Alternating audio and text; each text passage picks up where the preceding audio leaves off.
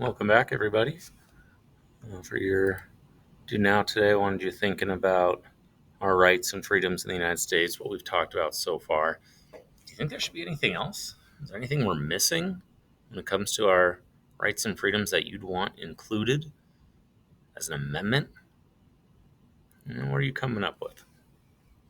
Remember, our Ninth Amendment says we have all these rights and freedoms that aren't listed. Right? Even though we didn't list them, we still have all these rights and freedoms. What are those rights and freedoms? Maybe we should list them. All right, so since 1780s, when they made the Bill of Rights, there's been 17 more amendments added. All right, so not a whole lot when you consider it's been like 200 and something years, 240 years.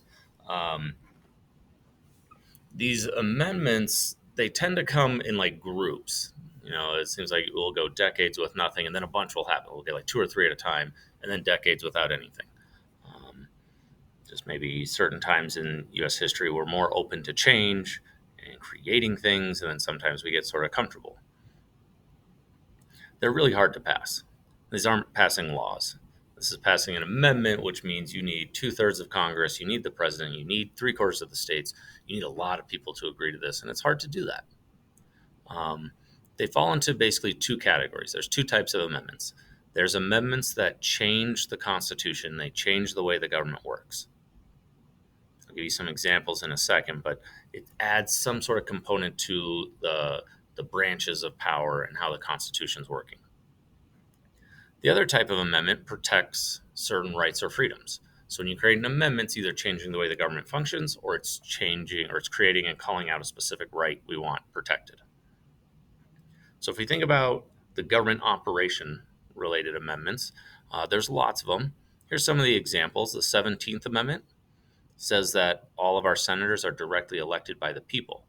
Originally, senators were appointed by the state's governors and the state Congress, but now we have the right to vote for them.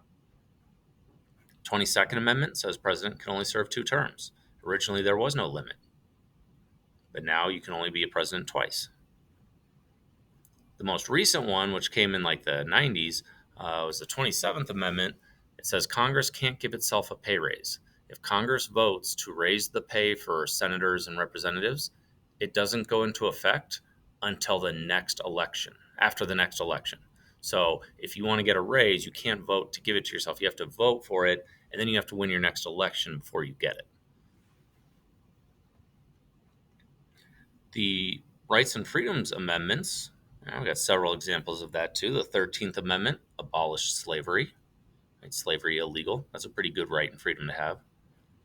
14th Amendment says all citizens get equal rights no matter their race. Another pretty good amendment. 19th Amendment gives women the right to vote, usually interpreted as women have equal rights as men. 28th Amendment says 18-year-olds have the right to vote. It used to be 21. I moved it down to 18. These are some of the examples of rights and freedoms that have since been protected. So today we're going to play a game. I'll open up the Pear Deck so you can click on this link. It's called Do You Have the Right? And you are going to be a lawyer who's talking to people who feel like their rights have been taken away, and you have to work with them to figure out their case. So you can click the no thanks button because we're not logging in. And then you click new game if you want to play it in Spanish. It's there. Click a new game. Bill of Rights edition is the one we're doing because it's a limited on the rights that we've talked about. You pick who you want your person to be, what they're dressed as. If you want to give them glasses, put them in a wheelchair, whatever you want to do. And this will be my guy. You have to give them a name. I'll just type in some letters. And then you got to pick who your partner is. I'll pick her. All right, so now we got our law firm, and we are going to start working on cases. So you're going to play this game. There's an option where you can kind of follow the instructions.